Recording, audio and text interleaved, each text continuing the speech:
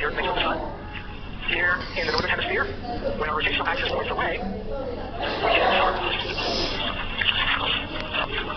And on the other side of the orbit, we get, let's see, no, this side we get summer. This side we get winter. The south gets summer. And the south gets winter on this side. And for the most part, we maintain this because, generally speaking, when you have a rotating object, the angular momentum is conserved in a particular direction and you stay oriented like a gyroscope over time in your orbit. However, anybody that's played with a top on the table knows that for short periods of time that's true.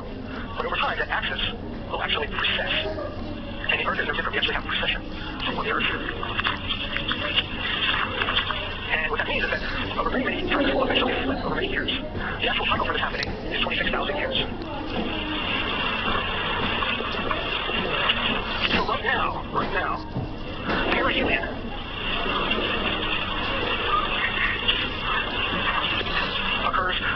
coincides with a northern hemisphere winter, and aphelion corresponds with a southern hemisphere winter. So based on that, who do you think experiences the most extreme seasonal swings? The north or the south? Well, the south, right? The south is the farthest away from the sun during its winter, and the north is actually the closest during its winter. So you expect those to be different. The south is going to be closest when it's summertime. And generally, we don't observe that in the southern hemisphere. The seasons are slightly more varied than they are in the northern hemisphere. At the current time, the planet is particularly eccentric in its orbit. So the human knows that in 3/4 with the geometric change when E is 0.005, when you may see a significant change when E is essential of 0.058. So this affects insulation of the planet. The North experiences milder seasonal changes there, and the South experiences more significant changes later, and vice versa. So just pretty sure we have one right. However, it does have a significant effect on climate. Why? What's different between the North and the South hemisphere with the Earth? What's different? Yeah, the land mass. Well, just the Olympics in Asia, there's a lot more land mass in the northern hemisphere. More trees, less algae, and again, these seasonal swings can influence the biomass. Only you don't have to worry. Those of us in the northern hemisphere can relax under extremely mild winters and extremely temperate summers for the next 13,000 years. Okay. Number 3, obliquity. Obliquity. This is also related to the Earth's rotational axis. And this is kind of a peculiar phenomenon. But the Earth's axis, you've always learned it to be 23 degrees roughly from the sun, from the solar equator, or the plane, the orbital plane of the Earth makes with the sun, let's call it. That actually varies over time as well. So a maximum of 24.5 degrees to a minimum of 21.5 degrees. So we're kind of somewhere in the middle. This change happens on a 41,000-year cycle. The current obliquity is 23.44 degrees. So almost right down in the middle. Maybe a little closer to the end. But it's certainly not the most extreme that the planet can get. And this is a problem too. First of all, it doesn't affect net insolation. But the higher the obliquity, the more extreme the summer and winter become. The harder it is to cool things. That also distorts the biomass significantly on the planet. So who knows what that does? And there's one final change. And I don't believe we have a good estimate for the cycle that this happens, but we know that it happens and it will have an influence. The sun, this is the inclination of the Earth orbit. The sun, that's sort of the median plane over which all of the planets revolve around it. And the Earth has a slight amount of inclination with respect to that plane. What do we say, like 7%, 7 degrees roughly? So it's a little bit off. And it'll go around and around in this fashion. But it also levels will tilt up and down and up and down over thousands of years at least. Now, why would that change anything? So I have to do something with a question. Let's go back to a question that somebody brought up earlier, which was really good. That is, does everything lie on a plane in the solar system? The short answer is yes, most things do, because you form these accretion disks that surround the planets and all. However, not everything belongs, not all of that belongs to a planet. There's a lot of debris. Most of it just no suns. That exists all along here. And so, for example, we notice the choice here, or opposite ends of it here. When we pass through the accretion disk, the median plane where there is more stuff, we see a slight increase in meteor activity. There's more dust and particles and little rocks and fragments that fall into the Earth. And so, scientists speculate that when the plane lines up with this mass, that will result in slightly less insulation. It's just a little dusty. And you don't notice it from Earth. It's not probably not observable and day-to-day basis, but it will slightly lower insulation, which will build up over time and change the climate until the Earth comes out of that inclination of 0. So, I think it's interesting because it teaches you about physics and regulations, and it reinforces a lot of the orbital concepts and irregularities that we learn in the class. And, there was a lot of fun about climate change. There's a very good healthy discussion we had about how do man-made things influence the climate, what should we do to change or alter behavior. The one thing you must never do, though, is say something that one of my colleagues said one time, and I was not so much with them. It's clear that we are violating some sort of equilibrium in the planet with our activities. There's never been an equilibrium in the planet. There's chaos since the beginning. Deal with it. So, any questions about irregularities? polarities or orbital forcing? So we have to know that the next ice age isn't until 50,000 years. So we're safe. Yeah. So that's my shot around.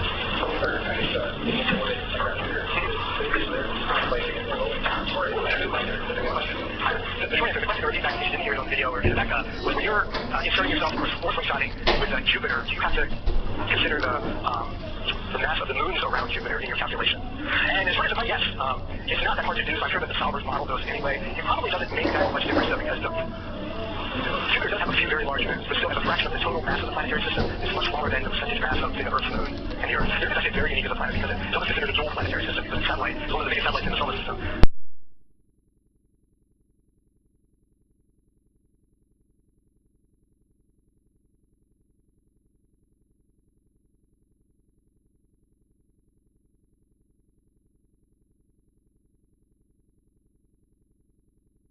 You don't have to worry about it other than to correct your orbit every once in a while. When you get out to the moon orbit, if you want to orbit something that's really far out higher Earth orbit, then you start getting into some weird orbital mechanics. There are these stable points, for example, called Lagrangian points around the moon, where if you insert a spacecraft in there, it'll just kind of hover in moon synchronous orbit. It's kind of in between the Earth and the moon, or you can spiral it around the moon in a semi-stable orbit as it tracks around the Earth. Just a lot of really interesting orbital mechanics that you can get into, but obviously a very specialized application. Okay, how are we doing on time? Oh, 1 minute left. Any other questions before we leave? Yes.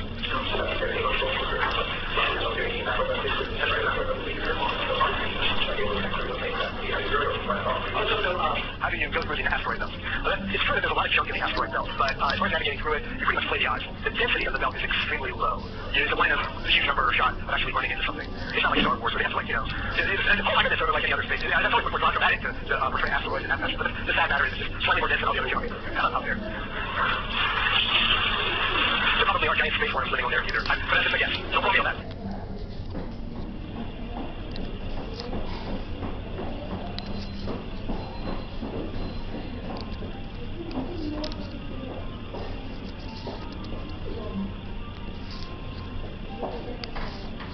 The fifth module in our astrodynamic series is called Earth Station Look Angles.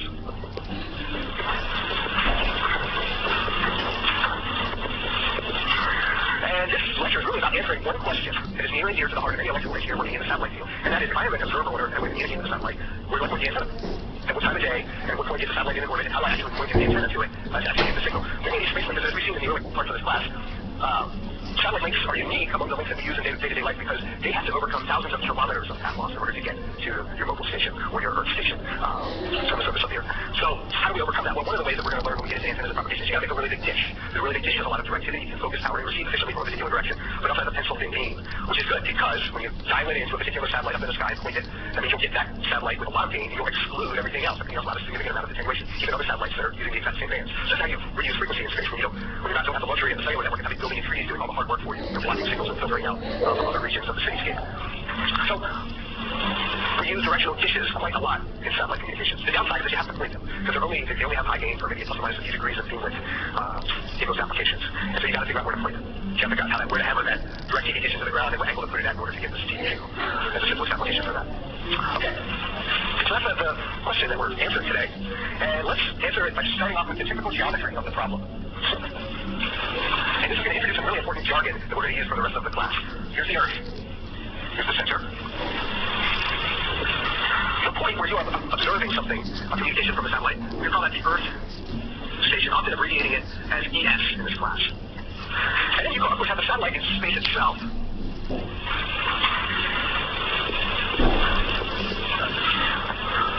And if you draw a line from the center of the Earth to where the satellite is, the place where that intersects the Earth has a special name as well. It's called the satellite subpoint. We'll abbreviate that SSP. And if you were standing on the satellite subpoint, the satellite would essentially be directly overhead. We call directly overhead zenith, this direction. And then looking backwards down to Earth, we call this nadir. And the key parameters for figuring out look angles are basically, first of all, the fixed constant that is the radius of the Earth. The radius of the satellite, that is the distance from the center of the Earth to the satellite spacecraft. And, of course, the longitudes and the latitudes of both the Earth station and the satellite subpoint. Now, as a quick refresher, you probably all know this, but I'll put it on the board so you have it in your notes. We use longitudes and latitudes to denote satellite subpoints and Earth stations. We're going to give numerical values to these. Longitude 0 degrees is, of course, where? Greenwich, England, which is kind of line with one. But I think Greenwich is the official demarcation. Exactly.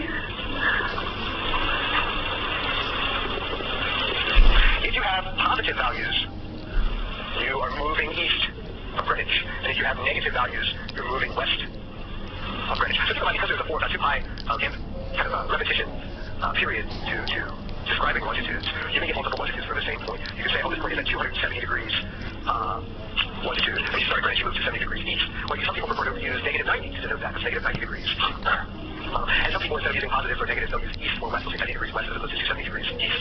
It all comes out in the wash. Just recognize the different conventions out there. If you see a west next to the degree marker for longitude, when you put it in the formula, take the W off and put a negative sign in front of it. It works fine.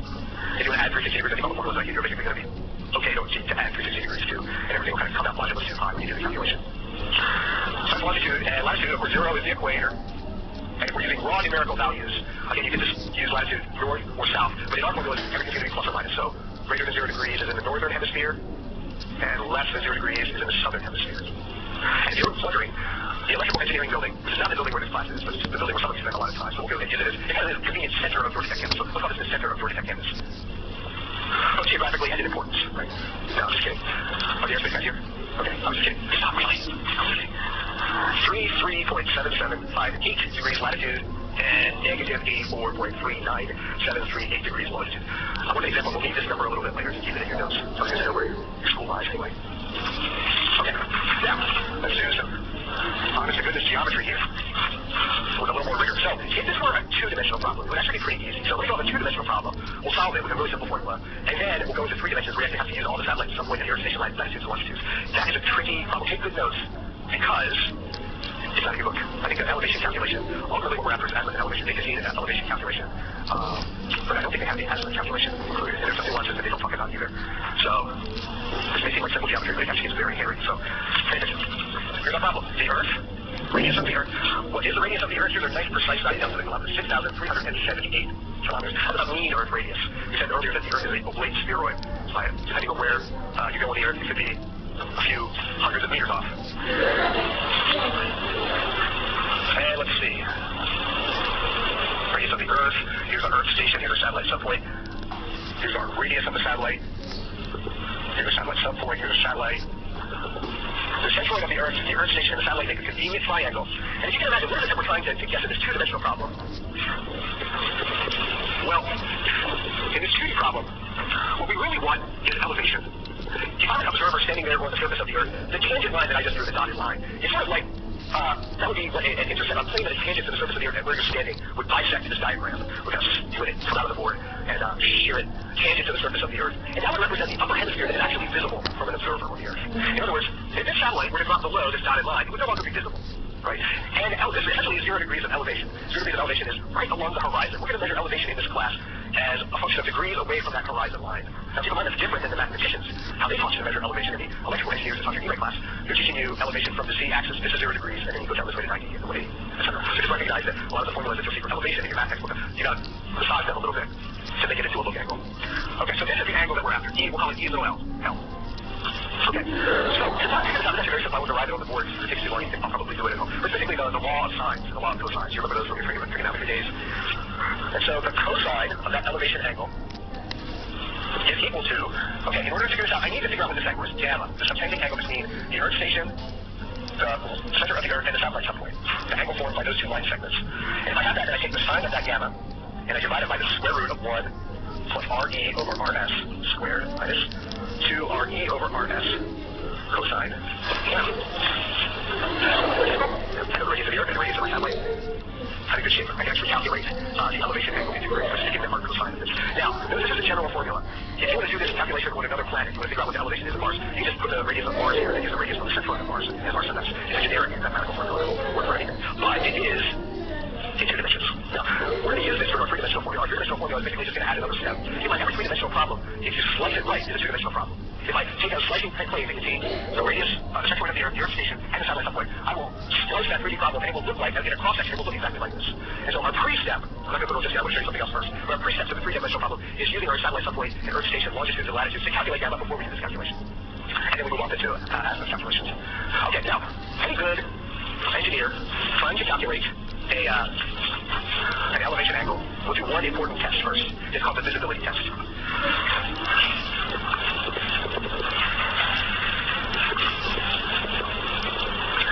You calculate gamma, and if gamma is less than or equal to the arc cosine of RE over RS, then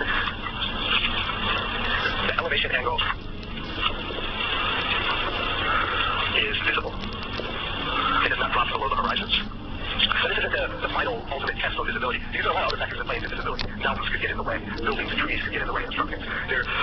Your spacecraft could be optically visible, or at least line of sight visible, in terms of if you ray trace the path, fly down on the horizon, and maybe too much atmospheric attenuation in your signal to actually see the satellite, which would otherwise be audible overhead. So this is really just a geometrical visibility test. If I lived in a flat earth out in the desert, is my satellite going to be above or below the horizon? If it's below the horizon, it doesn't matter how many mountains or what terrain you have, it's not going to be visible. And this is a good test to do, especially when you write code for your homework, because students get in trouble a lot of times with these assignments because they start getting nonsensical answers. So, for example, they'll graph elevation and azimuth. In this case, elevation goes from 0 to 90 degrees is straight over to 0 somewhere on the horizon, and then azimuth is 0 to 360 degrees, somewhere along here. And they'll give you a plot of a sky track of a satellite where it's evolving over time in the sky, where you would have to take your dish and track it around. And sometimes you'll see some crazy things like this. Satellite will do this.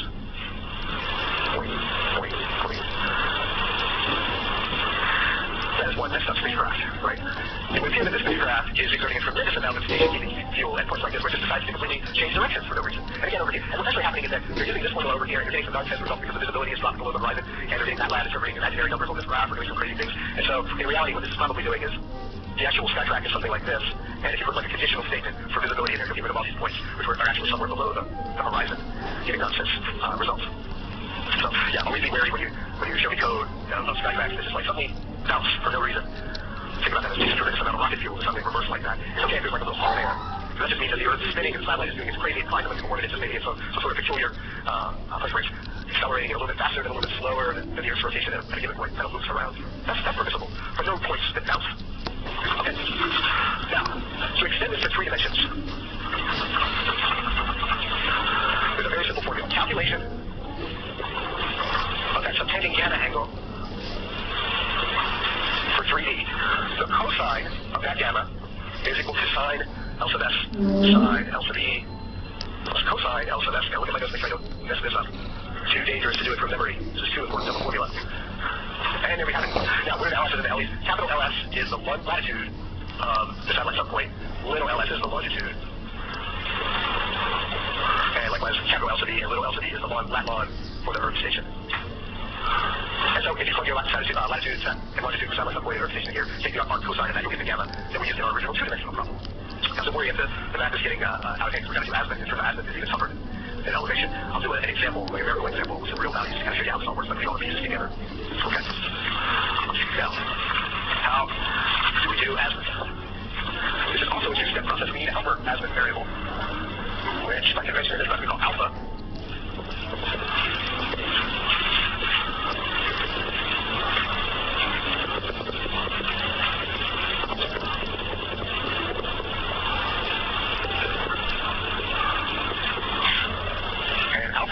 Is the arcsine of the sine of your longitude of your station minus the longitude of your satellite subpoint. Take the absolute value, then the sine, multiply that by the cosine of the latitude of your satellite subpoint divided by the sine of your gamma. So you really need to calculate elevation first because we use that helper variable in this formula to simplify it. And you're not done yet. This gives you a number that kind of describes alpha, but you'll need to make some adjustments because of the ambiguity in 360 degrees in trying to make this calculation. First of all, when we measure alpha, what are we measuring? When we measure azimuth, what are we measuring? We're measuring the angle that you steer something along the horizon perpendicular to elevation in order to sight in your antenna.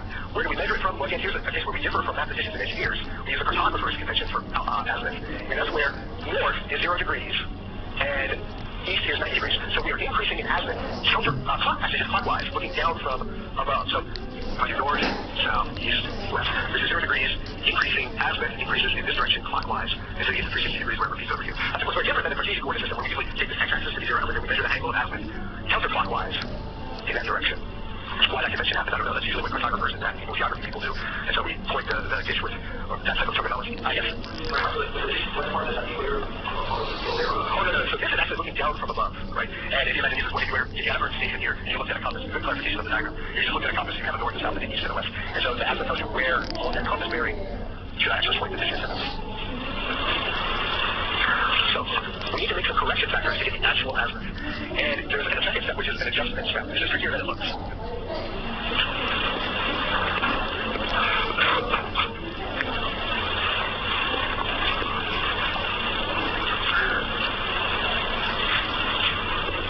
put this table in your notes.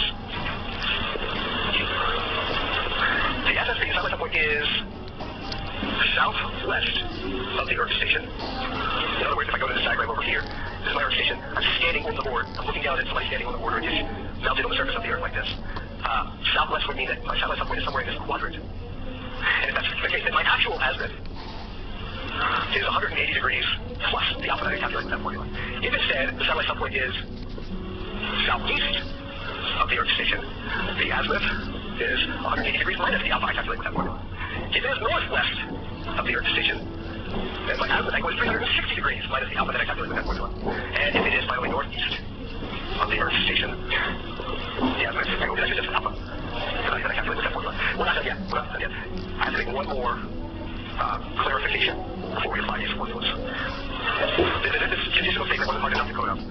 I have to be a little bit careful about how I actually calculate southwest, southeast, northeast, northwest.